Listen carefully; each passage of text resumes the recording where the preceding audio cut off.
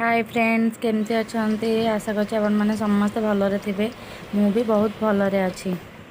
मु आज आपण मानक पई बिना पियाज रसुनर डालमा बनेबी।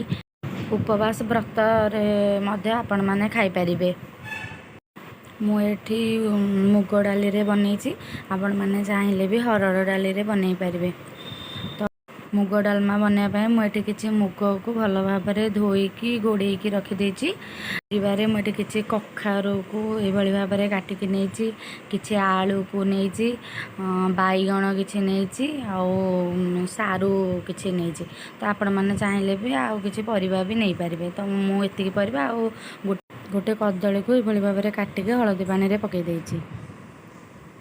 फुटाइवाई मुझे किसी तेजपत्र, सुखिला लंका आउ अदा को छेचा आउ कस्तूरी मेथी नहीं, जीरा गुंड लंका गुंड मिसाईकी नहीं, आउ हलदी लुण स्वाद अनुसार लुण।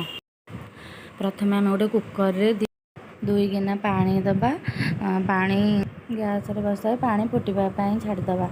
तो मुझे हलदी आउ स्वाद अनुसार लुण दे फुटापी छाड़ देछि।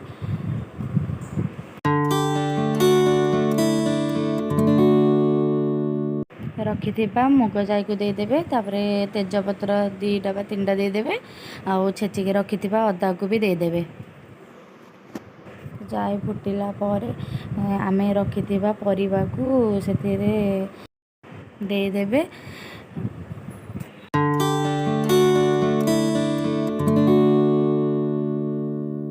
3टा सीटी आसला पर्यंत आमे ताको छाड़दबा।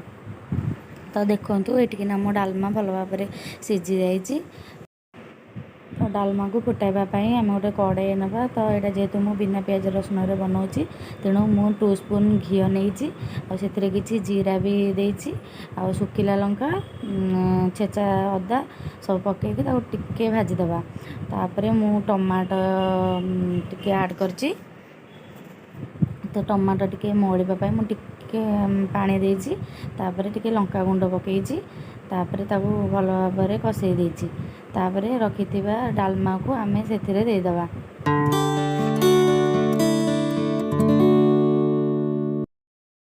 डालमा टिके फुटी गला परे सेथिरे मोर जीरा गुंड लंका गुंड टिके देदेबी।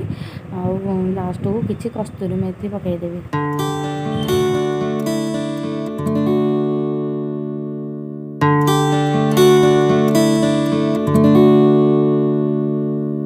मो बिना पियाज रसुन डालमा प्रस्तुत होगला। तो आपको आम गरम गरम भात, अरुआ भात बा रुटी परोटा तो उपवास व्रत होकर आम खाईपर।